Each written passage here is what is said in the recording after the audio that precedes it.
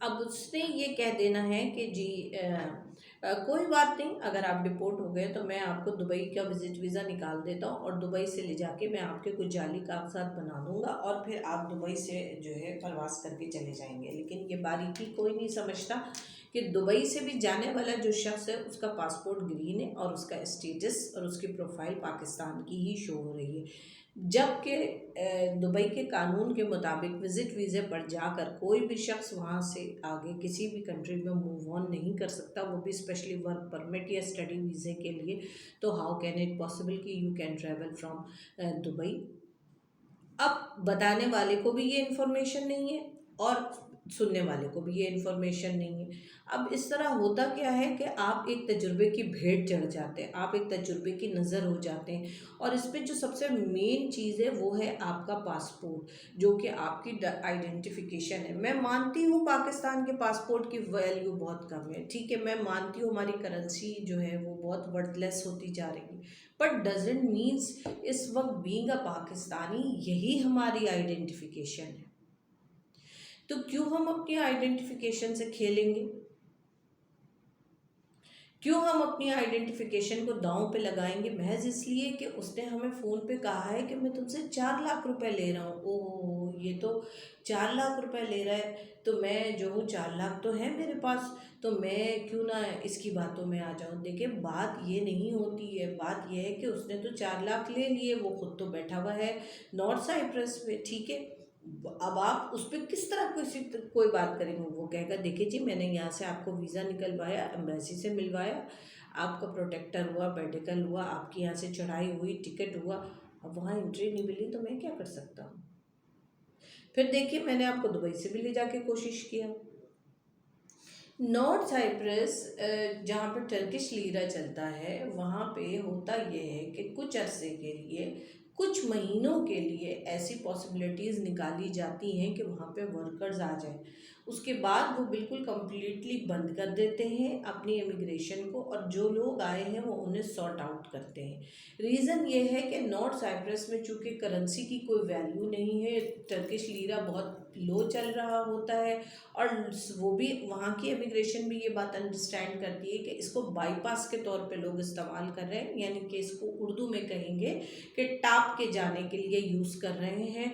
तो वो एक हद तक बंदे को लेते हैं, जैसे 100 बंदा आया है तो उसमें से सिर्फ 5 या 10 लोग वहाँ रुकते हैं और जॉब करते हैं या वहाँ पे कोई अपनी स्टडी करते हैं, बाकी सब वीज़ा लगा के टापने की कोशिश करते हैं। अब उसमें सबसे ज़्यादा सख्ती पाकिस्तानी पासपोर्ट पे 2 वजूहात की बिना पर होती है। वो ये कि ऐसा नहीं है कि वो औरों के लिए लीनियंसी कर देते हैं। रीज़न ये, एक तो उनका पासपोर्ट वर्थफुल होता है, दूसरी चीज़ ये कि पाकिस्तान पासपोर्ट के वर्थ के हिसाब से भी डाउन आ रहा है, और प्लस ये कि वो एक मिसाल है पाकिस्तान के लिए, आपने सुना होगा बद अच्छा बदनाम नहीं। तो बुराई ऐसा नहीं है कि बुरे लोग पूरी दुनिया में नहीं, बुरे लोग पूरी दुनिया में हैं और हर मुल्क में मौजूद है, लेकिन पाकिस्तानियों का कुछ अजीब व गरीब सा इमेज बन चुका है। अब सेकंड बात करते हैं नॉर्थ साइप्रस का। मैंने बहुत खुले तरीके से बता दिया है कि अगर आपको कोई फ्री में भी दे रहा है तो अपने पासपोर्ट पे तजुर्बा ना कीजिए। अभी वक्ती तौर पे बंद है या परमानेंट तौर पे बंद है ये तो गैब की खबर है। इमिग्रेशन के कानून के पीछे ही हम चल सकते हैं। इमिग्रेशन को टाप के आगे जाने की कोशिश जो लोग करते हैं वो फिर 8वीं फेल होते हैं। मैं स्क्रीन पे आके बोल रही हूँ, मैं आपसे कोई टेबल के नीचे जाके नहीं बोल रही हूँ।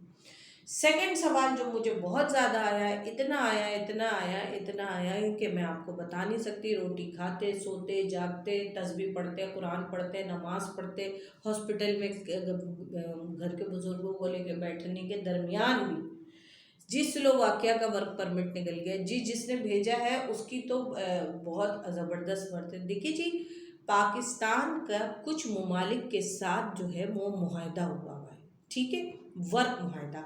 वर्क मुआहदा जिन ममालिक के साथ होगा वो आपके जो है वेबसाइट पर लिखा हुआ आएगा या कॉन्सुलेट पर के पास दर्ज होता है, अखबारों में होगा, मीडिया पे मौजूद होगा एक ज़माने से।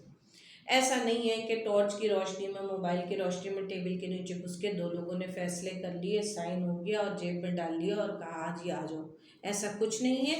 वर्क परमिट का मुआहदा खुलेआम होता है। होता है। वर्क परमिट का मुआहदा जापान के साथ है, कोरिया के साथ है, मलेशिया के साथ है, चाइना के साथ है, रोमानिया के साथ है, ठीक है। और इसके अलावा और कौन सी कंट्रीज़ हैं, और बाकी यूएई की तमाम कंट्रीज़ के साथ है, ठीक है। और हो सकता है कुछ मैं जहन से निकल भी गया हो, बाज़ दफ़े मैं भूल भी जाती हूँ, ठीक है। बट शेंजन की किसी कंट्री के साथ, स्पेशली पुर्तगाल, स्पेशली पोलैंड और स्लोवाकिया, और मतलब ईयू में अभी तक, हाँ हम इसके अलावा एक कोशिश की थी, मैंने भी खुद की थी बल्गारिया के लिए, पर वो बल्गारिया का इंडिया के लिए आया था। इंडियन और नेपाली लोगों के पासपोर्ट्स कलेक्शन हो रहे थे, पाकिस्तानियों के लिए नहीं हो रहे थे, ठीक है। इसी तरह मैंने 1 साल, तकरीबन 1 से 1.5 साल मैंने तुर्की के लिए अपने, जिसको आप लोग टर्की कहते हैं, उर्दू में तुर्की कहते हैं, उसके लिए मैंने अपनी जूतियाँ घिस दी कि वहाँ से वर्क परमिट इशू हो जाए। वर्क परमिट पाकिस्तानियों के लिए नहीं इशू होता। बेशक वो अनाउंस कर देते हैं, लेकिन जब तक मुआहदा इन रिटन नहीं होता और हमारे काउंसिल खाने में आके जमा नहीं होता, उससे पहले आपके पासपोर्ट पे वीज़ा इशू ग्रांट नहीं होगा। वर्क परमिट भेज देने से, और उसका एक नंबर आता है, ठीक है, बार कोड आता है, नंबर आता है, उस नंबर के आ जाने से यहाँ आपको एम्बेसी वीज़ा नहीं देगी, क्योंकि हमारे कवानीन और उनके कवानीन के मुताबिक अभी तक कोई ऐसा इन रिटन एजेंडा फाइल नहीं हुआ है, ठीक है।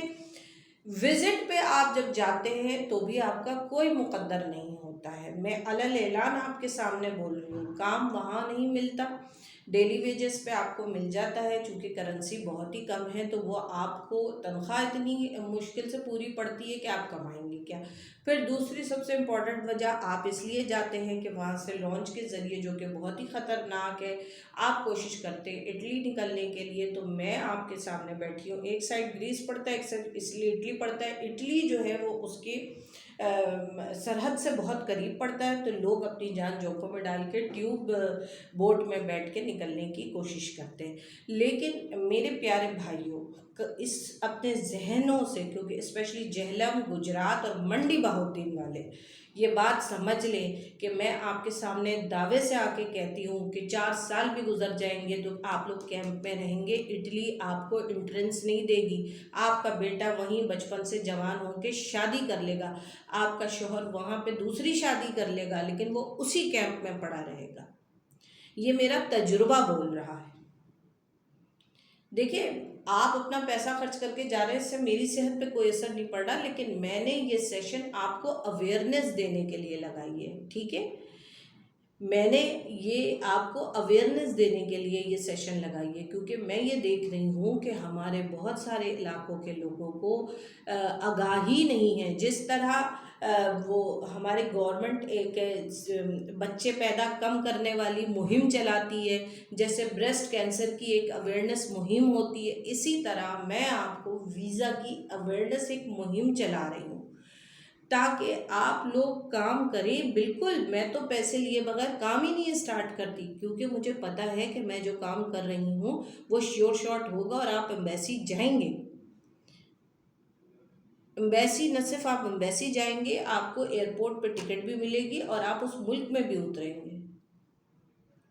तो खुदारा, आप लोग एक तो इलीगल रास्तों से परहेज़ कीजिए, दूसरे ये कि 8वीं पास, खुद भी 8वीं फेल होते हैं आप लोग, आपका एजेंट भी 8वीं फेल होता है। माजरत के साथ हाथ जोड़ती हूँ, किसी को मेरी बात बुरी लग जाए, तकब्बुर या गुरूर लग जाए, तो मैं आप सबसे हाथ जोड़ के माफ़ी दरख्वास्त करूँगी, बुरा ना माने। लेकिन एक 8वीं फेल दूसरी 8वीं फेल को मशवरा दे रहा होगा तो पासपोर्ट का सत्यानाश हो जाता है। कोई रास्ता नहीं है आजकल तुर्की से, कोई रास्ता नहीं है ईरान से। ईरान और बाकू ने तो आज तक अपने लैंड बॉर्डर्स खोले ही नहीं है। नॉर्थ साइप्रस बता दिया आपको, टर्की बता दिया आपको, अब आज़रबाईजान पे आ जाइए। आज़रबाईजान में काम नहीं हो रहा, बड़ी गालियाँ पड़ रही हैं वहाँ के एजेंटों को। देखिए जी, आज़रबाईजान एक छोटा और अमीर तरीन मुल्क है। आज़रबाईजान की आबादी ही टोटल 1 करोड़, या अब बहुत हो गई होगी तो 1.25 करोड़ हो गई होगी, इससे ज़्यादा की आबादी नहीं है। मादन या तेल पैसे सब में वो लोग बहुत इनरिच हैं, ठीक है। वो अपने लोगों को फुल फ्लैश सिक्योरिटी देते हैं। पाकिस्तानी जो हैं वो एक गधे की सर वो की तरह भागना शुरू कर देते हैं एक ही रो में। आज से पहले कभी जॉब का सिलसिला उन्होंने नहीं खोला था। मैंने खुद सर धड़ की बाजी लगाई है वहाँ पे।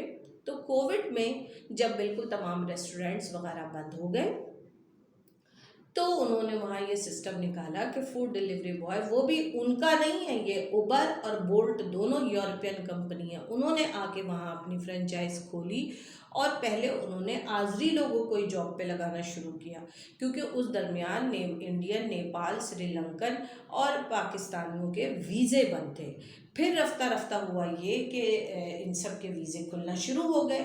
तो फिर आज़री जो है वो काफ़ी आराम तलब लोग हैं, तो उनसे ये काम हुआ नहीं, तो फिर उन्होंने बाहर से लोगों को बुलाना, हायर करना शुरू कर दिया और बाइक राइडर की, फूड डिलीवरी बॉय की जॉब देनी शुरू कर दी। अच्छा, अब ये सवाल आता है कि जी क्या हम आज़रबाईजान से आगे निकल सकते हैं? तो आप लोग आगे जाने के बाद को ये मतलब क्यों लेते हैं कि आपको किसी सुरंग के ज़रिए लेके जा रहे हैं, या मैंने कोई डब्बा बनवाया हुआ है जिसके अंदर मैं बंद करूँगी लेके जाऊँगी, या फ्रिज के अंदर डालूँगी, फ्रिज में रख के रैप करके लेके चली जाऊँगी? यार what the hell is that यार, आप लोग समझते क्यों नहीं हैं? अगर एक शख्स कानूनी तौर पे अपने तमाम तजावुज़ात पूरे करता, अपने तमाम टैक्स पे करता है, भले वो स्टूडेंट वीज़े पे हो, स्टूडेंट टीआरसी पे हो, नथिंग मैटर, और वो अपने आप को प्रॉपर, वो लीगल है, वो कभी भीख मांगता हुआ नहीं पकड़ा गया, चोरी करता हुआ नहीं पकड़ा गया, तो आप वहाँ उस मुल्क में जितनी एम्बेसी मौजूद है, आप खुद जो है किसी माहिर और समझदार कंसल्टेंट से फ़ाइल बनवा के और उस मुल्क का विज़िट वीज़ा अप्लाई करके जा सकते हैं। स्टूडेंट को बड़े फास्ट ट्रैक पे विज़िट वीज़ा मिलता है। आज़रबाईजान में हमेशा यही होता है, कुछ अरसे के लिए, कुछ महीनों के लिए बिज़नेस वीज़ा बंद कर दिया जाता है, ठीक है। क्यों? क्योंकि वहाँ लाकानूनियत होने लगती है, वहाँ की इमिग्रेशन सख्त है, बल्कि सारी दुनिया की ये इमिग्रेशन सख्त होती है, ये कोई अनयूजुअल सी तो बात नहीं है।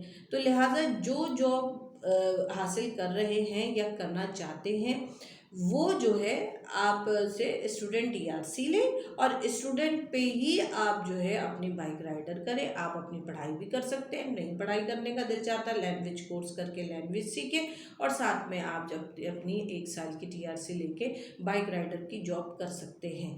लेकिन वहाँ पहुँच के आपको बाइक की किस्तें भी देनी पड़ती हैं। बाइक अगर आपके पास ज़्यादा पैसे तो अपने नाम भी कराना पड़ता है। इसी तरह गाड़ी चलाने के लिए ज़रूरी है कि आपको ड्राइविंग आती हो, आपका इंटरनेशनल लाइसेंस हो, ड्राइविंग लाइसेंस हो, प्लस ये कि आप उनके कवानीन पर पूरे उतरे, वरना आए दिन के इतने वहाँ पे गाड़ी चलाने में इतने वहाँ पे एक्सीडेंट्स होते हैं और इतने चालान करते हैं कि न वो बंदा कमाएगा क्या और खाएगा क्या। ठीक हो गई ये बात। अब बात करते हैं